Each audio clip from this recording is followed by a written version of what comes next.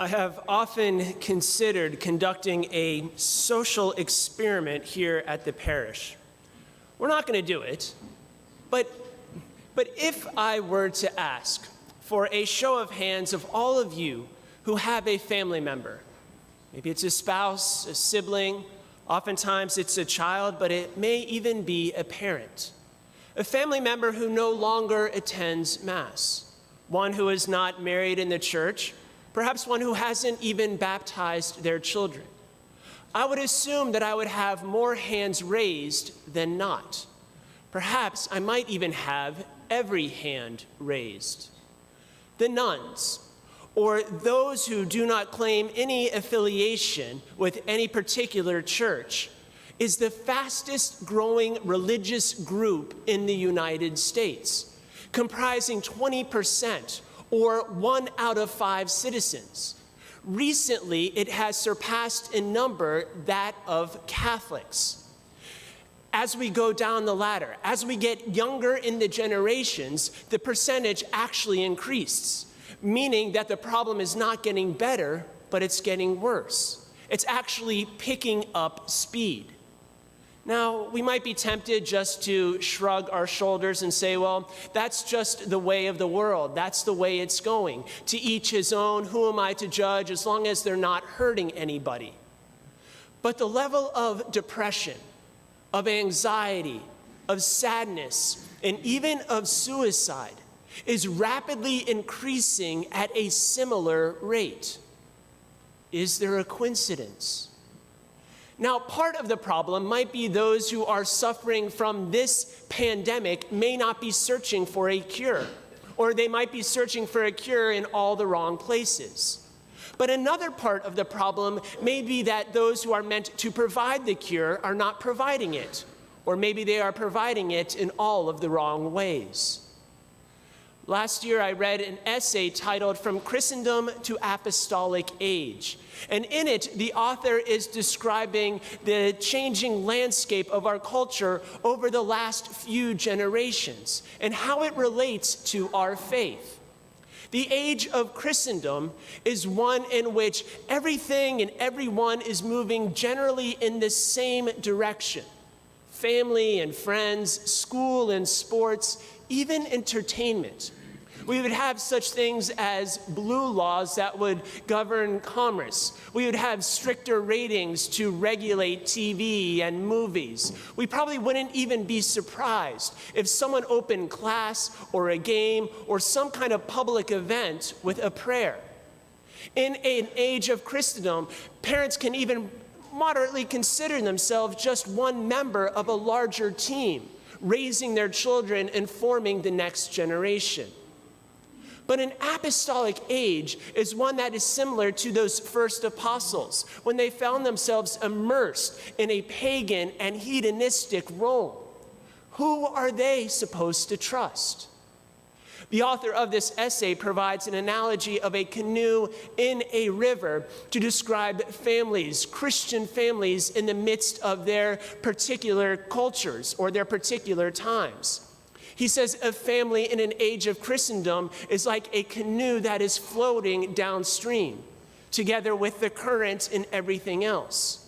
Parents then only have to put their paddle in the water every once in a while, just to ensure that the heading stays true. But parents in an apostolic age are fighting to get their canoe upstream. And at each minute, they are solely the ones responsible for paddling. If at any moment they rest, they also regress. Now, parents may in fact be raising their children in the same way that they themselves were raised before.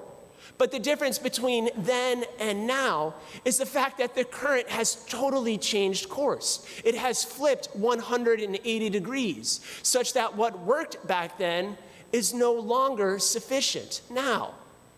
Passivity and the privatization of our faith has led to its demise. The hungry, the homeless, the naked, about whom Isaiah is prophesying in our first reading, is not solely about those who are materially poor, but perhaps even now in our country, it is about those who are spiritually poor. those for whom we would have raised our hand if we were to take that survey. They are those who are naked for not being clothed in virtue. They are those who find themselves homeless because they do not have a place where they belong, where they are known, where they can find their peace and their rest. They are those who find themselves hungry because they are not being fed with the word of life or the bread of everlasting salvation.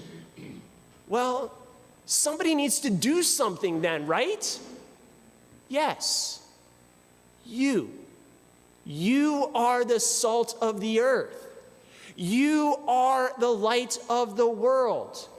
So if this earth is bland, if this earth is even experiencing a kind of being putrefied, then where is the salt to add it taste? Where is the salt to give it preservation? If this world is experiencing darkness, then where is the light to give it illumination? Thankfully, there is much evil that you don't do. But is there also much good that you do? You may not be contributing to the darkness or the putrefaction of our world, but are you doing much to counter it? Now, how we do that, when we do that, with whom we do that, is not an easy question to answer. There is no silver bullet. There is no one-size-fits-all solution. People are not keys on a keyboard that we can play, but they're hearts that have to be moved. They are not problems to be solved. They are mysteries to be lived. We might wonder whether we are tending too close to pride or to cowardice. Pride for speaking up, cowardice for remaining silent and to ourselves.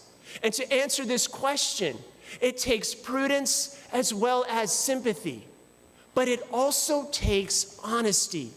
Honesty with ourselves, because we can err in either direction. Too much or too little salt, too much or too little light, and both the color and the flavor are lost. The right answer is oftentimes right in the middle between two extremes. When we find ourselves in tricky situations, the first thing we should do, the most obvious thing that we should do, is first to speak to God about people before we speak to people about God. And what is going to be his answer? It's all throughout the scriptures. What does he say? What does he do to proclaim the good news? We should be learning from the master. You see, the salt and the light does not have its origin in us, but from him.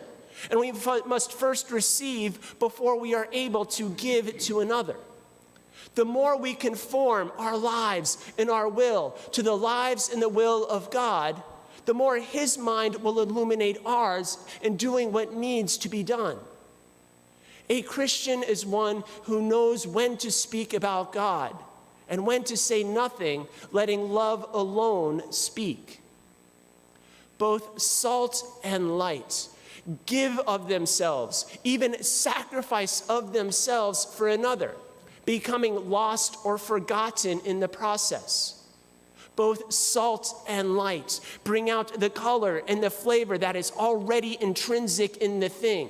They pull out what is good, what is true, what is beautiful, rather than trying to impose something new. It makes things more of what they are, rather than trying to transform them into what they are not. Before we can give a cure to those who are suffering from this spreading pandemic, we first have to believe that it is a cure, that it is something that is going to offer benefit rather than just burden. Then the love of God and the love of neighbor will compel us to act, rather than just standing idly and silently by while our loved ones are drowning in the midst of this world, asking ourselves, well, what can I do? Once we realize that it is a cure, we have to present it as something attractive, not simply giving more restrictions, but giving release and relief, not giving more rules and regulations, but bringing them to a relationship. Do we speak more about the commandments of God, or do we speak about the God of the commandments? How we answer that question might tell us a little something about ourselves, how we relate to the Lord. Maybe something that has to be renewed in our own relationship before we renew the relationship of others.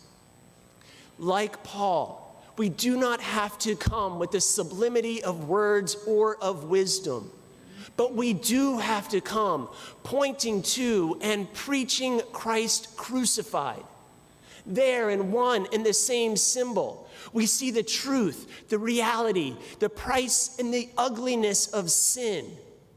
But we should see even more, and we should help other people see even more, the infinitely greater love of God.